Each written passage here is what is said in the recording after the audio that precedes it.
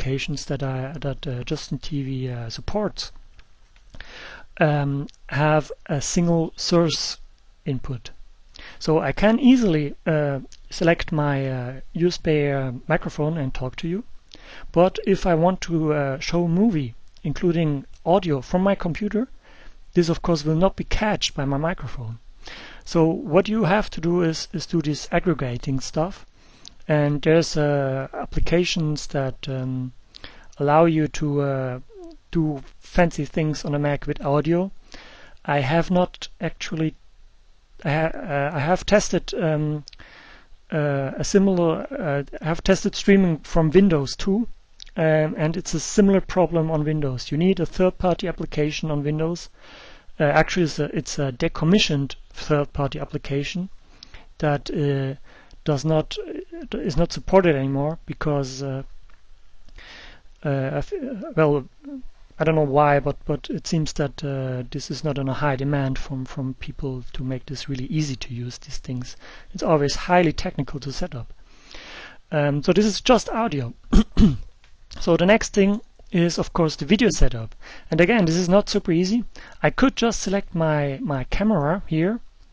But instead, again, I have to use I think it is an open source application. I'm not 100% sure. Either way, I'm only using free applications. I should maybe have said that earlier. So this is Camtrist.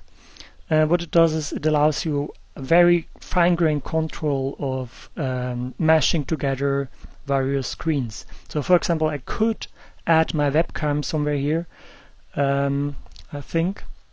Or I could just simply switch completely to my webcam. I won't do that. I'm not shaved properly, so no webcam for today. But interior, you can do a lot of things. You can do transitions. There's weird effects in the gazillions, as you can see here. A lot of power, but actually the most used thing is, of course, screen, select the capture area, and then be done with it. Now, further settings you have to do are decisions about how many frames, limit the frame rate, the data rate, what to do when packets drop, the actual screen size that you want to stream, and so on. There are quite a few things to set up. It's much harder to set up. Actually, I think it's very, very hard to set up.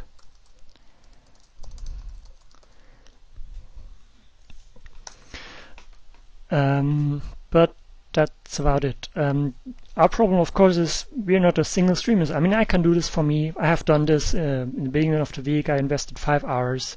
I know how it goes. But the idea is that everyone should be able to stream to this channel. So how do we facilitate this for a lot of people?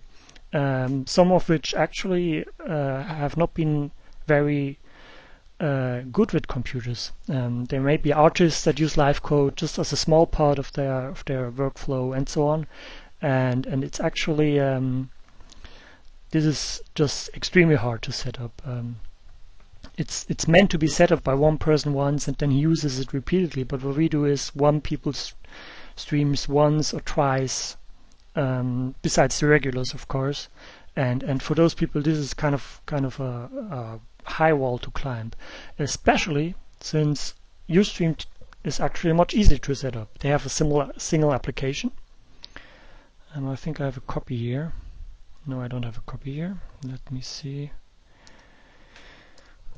Just open that thing up. Where is it? I had it earlier today. Ah, here. Just going to show this application. I'm not going to use it to stream right now, but you see you enter the login for Ustream. It's actually kind of overly big and complex. It could be much simpler to use, but what you do is you select the where is it? Oh, they changed the URL around right here. Down here is a button broadcast setting. You set a preset bandwidth or you pay to have your custom bandwidth. And as you see here, this is actually much lower than what I'm actually showing. But still, with this setting, I will be disconnected very, very often. Part of that is this single line, frames per second. I don't need 30 frames per second to show my desktop. I would need it for video, maybe, if I want to have perfect video quality. But for most cases, it's just for us, especially for the LC desktop streaming that we usually do, this is just way too much. And that's why we get disconnected, and because I think they have a strange server setup somewhere. I don't know what it is, but it's really weird.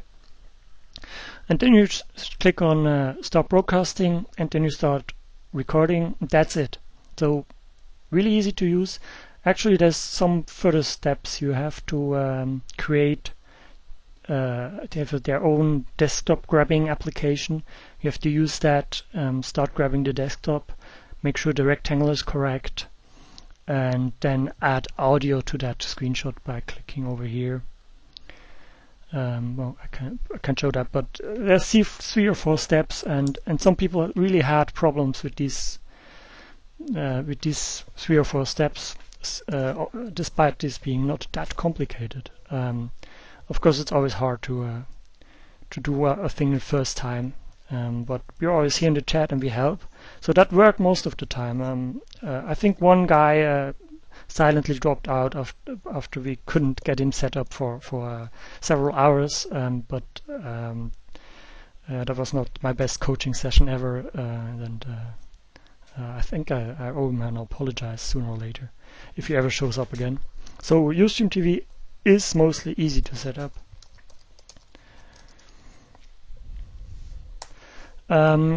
Yeah, but of course, disconnects, horrible dust quality, no archiving, no collaboration features. Right, I forgot this here.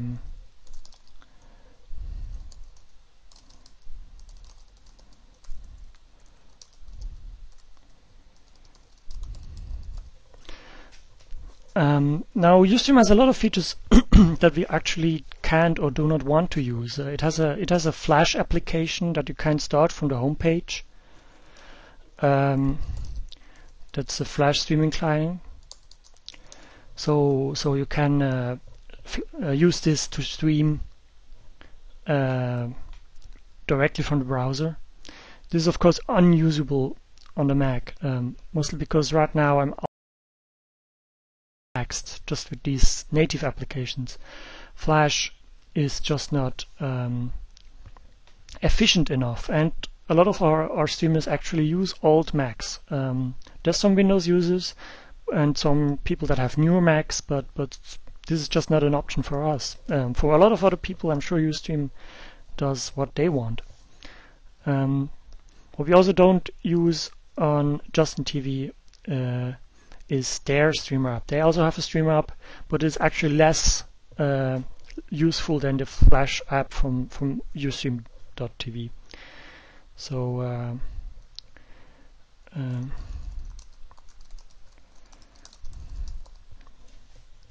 no, standalone. And again, this is a standalone Flash streaming client. So it's a client that uses Flash as within a standalone. Again, not suitable for our courses because I can't type Flash because we, as I said, with the old Macs and stuff. So this is my conclusion. Of course, this is what I ended up with. And now there's of course the actual problem. We don't have any streamers. No one stepped up since half a year. No, not a half year, but maybe the last 2 months. We had Colin who made repeated presentations, and yeah, I'm actually not sure. Is this because the streaming was so horrible? With the the ads. I forgot the ads. Right. So the ad situation, of course, ads in Ustream randomly happen. So in the midst of an explanation, an ad might happen on anyone watching the stream.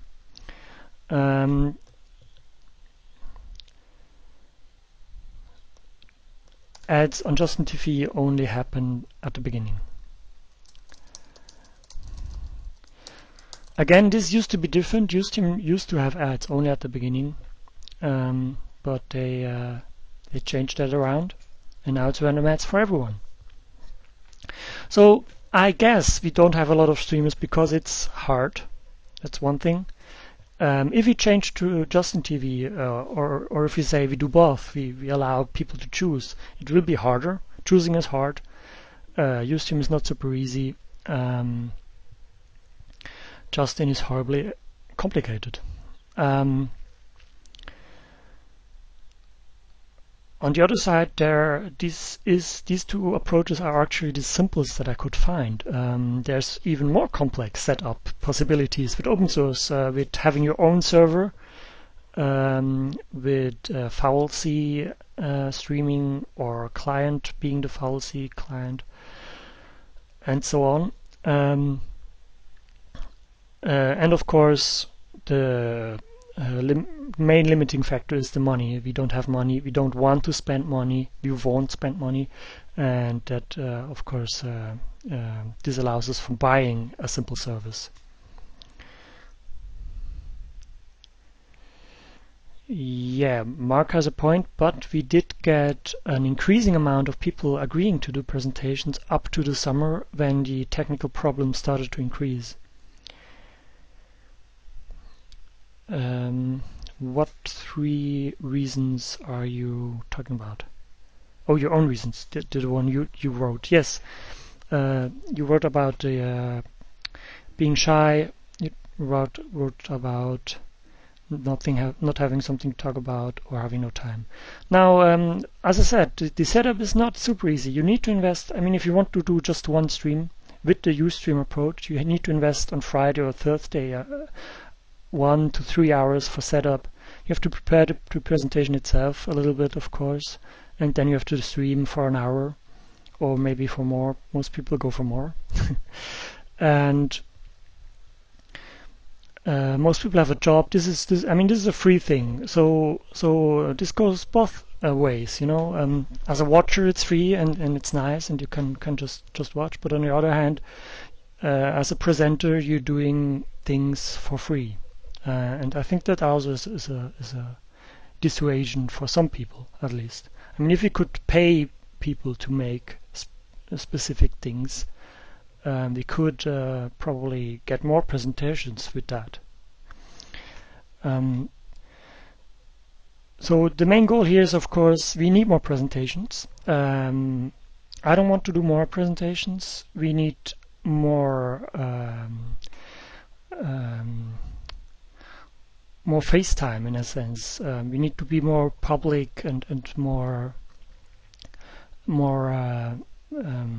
on the minds of people, so that they think, oh, I have a product, and automatically think the next thing I will do, I have a LiveCode product, I will present it.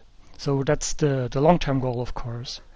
But right now we don't have any presentations, and we have a streaming option that is more or less useless unless you are in the US, where it's actually somewhat decent.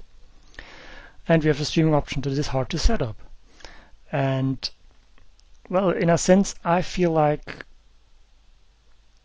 this means we will continue to be a very private club. So besides Mark, does anyone else have a comment on that problem? Or maybe a hint, or maybe you think we should do a screen sharing was suggested once, and Yes, we have that, of course. We have the participation page, we have the technical page on livecode.tv.